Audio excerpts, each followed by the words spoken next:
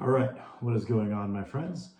We have reached the final question from the community post I put up probably about a week ago now, asking for what video topics you guys wanted to see. I've gone through and I've made each of these. I've maybe put some twists on them to make them a little bit more video format-y, but I've tried to address every one over this past week. And this last one, I believe it was the one that actually got the most likes, was asking something to the effect of like who my inspirations in lifting were, and like what I've learned from them from a coaching or a training perspective. This is how I've learned the majority of what I would know. I would go so far as to say, because most of what you need from a practical strength training programming perspective is not covered within your typical program for exercise science, exercise physiology, kinesiology. So while that information might be helpful in terms of anatomy, physiology, scientific literacy, so being able to check if a study's saying what people claim it's saying, all of the practical programming side of it is not something that was ever taught to me formally. So since I started lifting, I've been looking to what people better than me are doing, what people better than me are saying, and then a lot of trial and error on my own programming and eventually within the programming of those that I coach. And that's how I've kind of learned the majority of what I know. So I've had a ton of influences, a ton of people I look up to. I've never understood the people who are like, I don't look up to anyone. Awesome, man, you're super fucking cool. I do personally, because there's people who are a lot better at things than I am. And it's not saying that you can't be that good just to look up to someone, right? So I've had a ton of people who I've seen over the years, listened to podcasts, listened to seminars, watched videos, read articles from, who have heavily influenced how I think about my own training, as well as the training for the people that I coach. And I'm going to get to who it is in a moment, but more or less what coaching is the creation of a system, right? And that system for getting stronger needs to hit just a couple of criteria. The first criteria is the obvious one. It needs to be efficacious. It needs to work, right? We need to be able to run through this system and come out the other end driving some forward progression in whatever strength or hypertrophy property we are looking for, right? So making sure that we have adequate amounts of volume, frequency, intensities, maybe good accessory selection. We need to be able to create a system that drives the result we're looking for. Awesome, cool, that makes sense. The second thing is that it needs to be replicatable. It needs to be set up in a manner that we can turn around afterward and repeat it. So we maybe enter a new max into the program, for example, so on and so forth. It needs to be able to be done again. It can be modified between iterations, right? So maybe it has built-in modification, but it needs to be able to be something you can do more than once. And then it needs to be sustainable. So hypothetically, if we were to run this system over and over indefinitely, we shouldn't fall apart. We shouldn't run into overuse injuries. It needs to be balanced enough and have a quality progression enough with enough recovery allotments that it can be done over and over and over. And if you hit those three criteria, you're a pretty goddamn good coach, right? You've created a system and you say, hey, athlete, obviously we want to keep an eye on your form and whatnot, make sure we're nailing our outside the gym variables, because that's going to determine how fast you progress with this program. But we know if we run through this program, you get stronger. It's set up in a way that once you get stronger, you can just turn around and do the exact same thing again. And we know that this is something that can be done over and over and over with small tweaks with time as our weaknesses change, our work capacity change, maybe we're moving more load. But that is the foundation of building a training program, right? And this is something I know now that I did not know back then. When I was first getting into lifting, my understanding was you eat big, you get big, you go, you train hard, you get stronger. Especially coming from a boxing background where there's not a whole lot of periodization going on. You just go and you train hard, and that's kind of the approach I took to the weight room. And I saw some very good progression initially doing this, right? We all talk about beginner gains.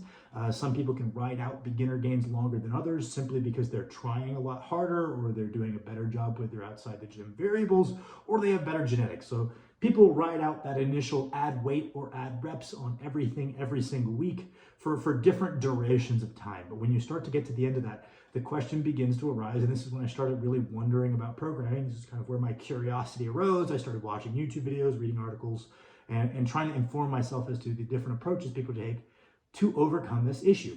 Programming really arises once we're kind of past that beginner gains phase. Especially periodization arises at that point. And the different approaches people take to periodizing their training are a response to this question that basically comes about when we can say, well, what do we do when we no longer can add load every single week? What do we do? And there's a lot of different ways people will approach this question, right? So logically, if you're someone who kind of come across that problem for the first time, step loading might be something that comes to mind as a solution you might have come up with yourself that you were never exposed to, where you say, okay, well, if I can't add weight every single week, I'll spend a couple of weeks at this weight building volume before I make the next incremental jump. Awesome. You just invented step loading, right? You have just come up with your first solution to that question of what do we do when we can no longer add weight? And I remember thinking, oh, okay, I understand. Conjugate is a solution to, or like concurrent periodization is a solution to that question. We have lots of different, basically, answers to that question. And the one that I really made sense to me was a very simple video. I think it was an interview on the Super Training channel with Ed Coan, where he just kind of detailed his training. He's like, well, I have a 10-week block. I do like 2 weeks of 10 reps. I do like 2 weeks of 8 reps. I do 2 weeks of 5 reps, 2 weeks of 3 reps, and then a double and a single, or something to that general effect. And he goes, and then as long as I'm stronger on week 3 than last time I was on week 3, I'm progressing and it's working. And then I just do that over and over. And I was like, holy shit, that is so simple. And that is such an effective solution to that question. It made sense to me. Just the way I rationalized training, I was like, wow, that's super cool. If you can no longer be stronger on week B than you were on week A, we just build out a training cycle. And as long as you're stronger on each corresponding one, we're making forward progression. But it builds into account the fact that you're a more advanced lifter, and that needs to take 10 weeks.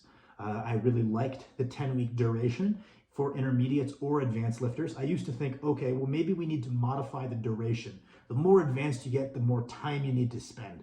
And I think that there's some downsides to spending really long time in that like 60 to 70 range, and then a really long time in that 70 to 80 range. We can kind of detrain our upper end potential if we're spending crazy long.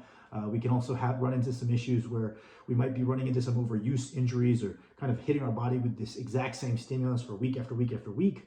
We can kind of get overaccumulation of fatigue. So even if I've gotten stronger, I've gravitated towards the roughly 10-week training cycle. I'll build it out a little longer if that fits my schedule better, or a little shorter if that fits the schedule of whoever I'm coaching better. But I do like that 10-week duration, because I feel if we are checking our boxes, that's enough time to get stronger. If you're intermediate, it might be quite a bit stronger. If you're advanced, it might be a little bit stronger. But I think 10 weeks for the vast majority of us is enough time to get stronger. So Ed Coan was just like, yeah, it's relatively simple. And then I progressed my reps downward, and I was like, okay, basically I kind of identified, without knowing what it was, this idea of phase potentiation, right? This idea that each phase of your training sets you up well for the next one. And I noticed that, hey, if I build up to some hard sets of 10, then when I drop down to 8 reps, I feel really strong, and I'm prepared to spend a week or two and then beat my best set at 8. And then, oh, if I trained a hard 8s, that transition to 5s is smooth, and then 3s, then 2s, and then 1s. And I felt that these prepared me very well for the following phase.